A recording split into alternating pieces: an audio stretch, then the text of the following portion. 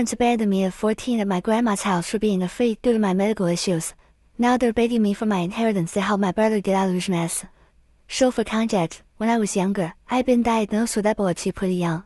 It was quite unfortunate because my parents were not really well equipped to deal with that sort of thing, emotionally or mentally, and they started treating me like some sort of diseased child whom they could not deal with. I think I must have been around 6 years old when I first noticed how differently they treated my brother and me.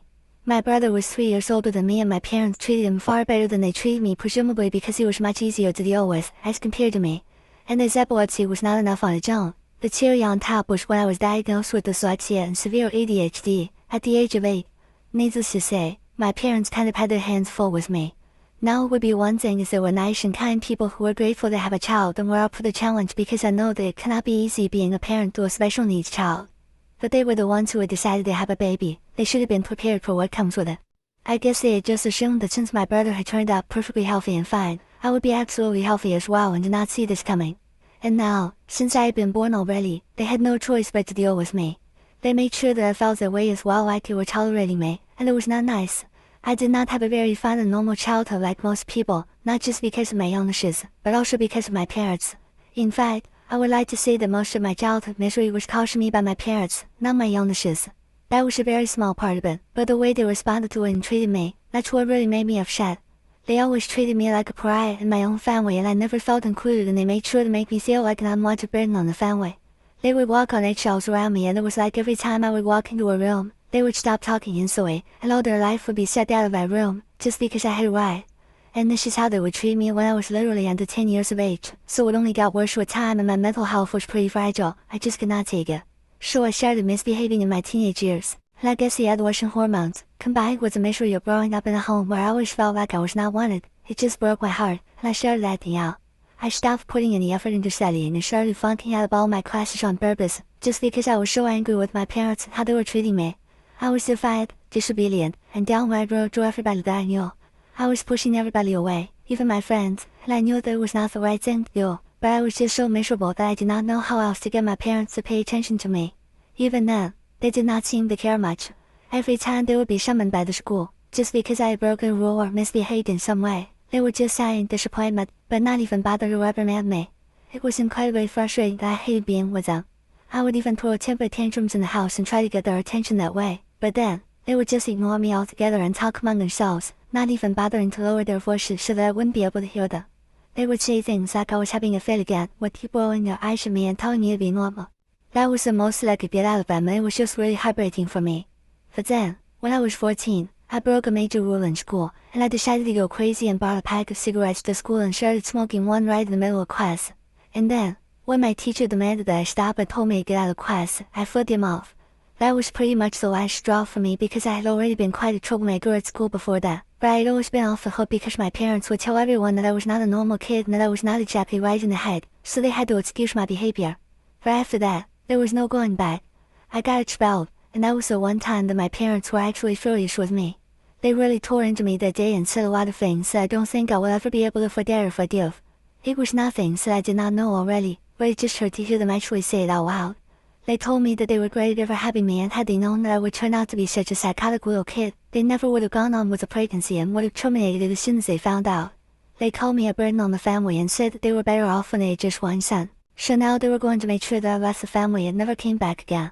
I was grounded for 1 week, and for that 1 week, they literally locked me in my room. They did not allow me to come out for anything, apart from bathroom breaks, and even my meals were sent up to me in my room. I was not allowed to go anywhere or speak to anybody, and I was absolutely miserable. I kind of felt like a prisoner in solitary confinement, except that this was much worse because it was my own parents that were doing it to me, and I don't think I had committed a crime, as such. I had just been acting out, and I think it was kind of on them because they had never given the kind of attention that I wanted. Or rather, needed, because I was a child and they should have been good parents for me. They were the ones who screwed up, and I ain't ready to admit that I was not the easiest to deal with all my illnesses, but they should have been considered that. They should have thought things through before they decided to have a baby. Anyway, after 1 week of being treated like that, I finally found out what they had meant when they said that I would never be allowed back into the family again. Out of the blue one day, my parents told me to get into the car with all my stuff. My brother and my mom packed my things for me while I waited in the car, and about an hour later, I was all packed and we were driving. It was a familiar route, and in a few minutes, I realized that we were heading to my grandmother's place, my dad's mom. So in my head, I thought that maybe they were going to let me live there for a couple of weeks to get my head on straight. In case I knew that my grandma was a strict disciplinarian, but I also knew that she had a soft spot for me and treated me much better than my parents.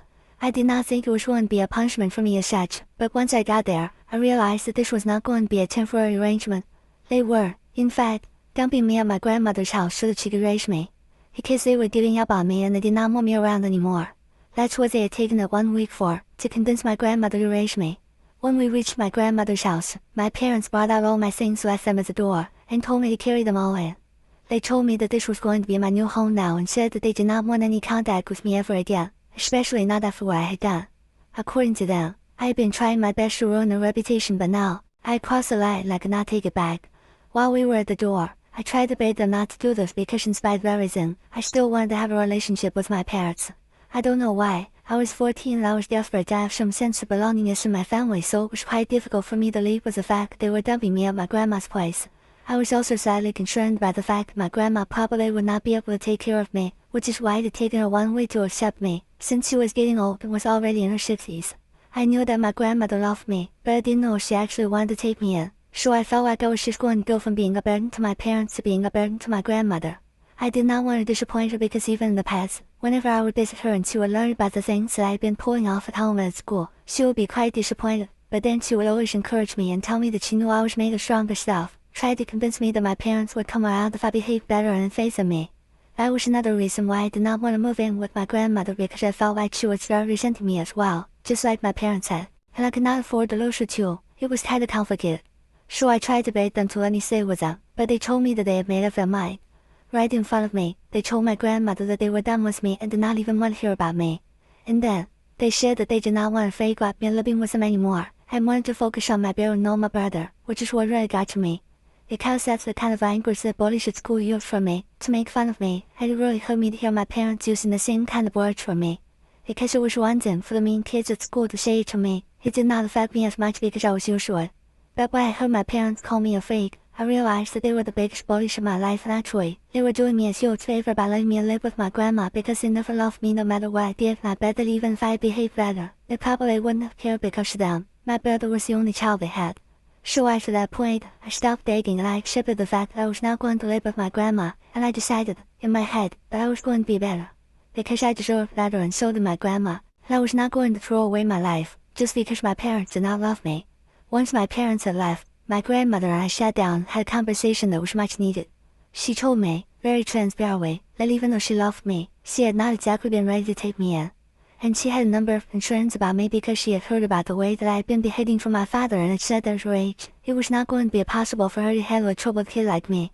She said that she understood that I needed help, but she was not sure she would be able to provide the right kind of space for me to grow up in. And that's why she had been holding out about whether she should take me in or not. That was why it had taken her 1 week to come to that decision, but after my father told her that he had grounded me and it just kept me locked in my room for the 1 week that she had been thinking about what to do, she decided that her son was not the right kind of parent to raise me, and apologized to me for not intervening before, since she also had herself to worry about. She was a widow and did not have much of her own, so she was not sure if taking me in and adopting me would be the right thing to do, but now that she had learned how badly I was being treated, she could understand why I was acting out the way that I was, and told me that she wanted a fresh start with me, and wanted to do right by me, unlike my parents. She said that I should look at this as an opportunity, and that's what I did. I apologized to her for everything that I had done in the past, and I told her that I forgive her for not intervening before and not adopting me earlier, in spite of knowing how badly I was being treated by my parents. So we decided to put everything in the past and work together so that I could have a better future. And I always am, always will be, thankful to my grandmother for everything that she has done for me, because I truly do not think that I would have become the person that I am today if she had not been a part of my life and not decided to take me in. I pretty much turned my life around after that day, with the help of my grandmother, and that's why I'm where I am today. After I moved in with my grandma, I made a conscious effort to be better at everything that I did, and even she tried to do right by me, help me, and provide me with the kind of space that I needed to excel in what I did. She got the right tutors for me to help me with my academics and even enrolled me in private school and made sure that everybody knew that I needed to be catered to, so they would not treat me like every other student. But unlike my parents, she did not use it as an excuse, but used it as a reason to provide me with the help that I obviously needed. And it did help me.